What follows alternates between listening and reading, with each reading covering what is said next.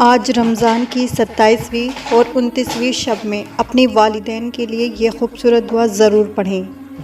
رمضان کی بابرکت راتوں میں اپنے والدین کے لیے دعا کرنا بہت بڑی سعادت ہے۔ نبی صلی اللہ علیہ وسلم نے فرمایا کہ جنت میں ایک شخص کا درجہ اچانک بلند کر دیا جاتا ہے اور اسے بتایا جاتا ہے کہ اس کے بچوں کی اس کے لیے دعا کی وجہ سے ہے۔ آج رمضان کی 27ویں اور 29ویں شب میں اپنے والدین کے لیے یہ خوبصورت دعا ضرور پڑھیں۔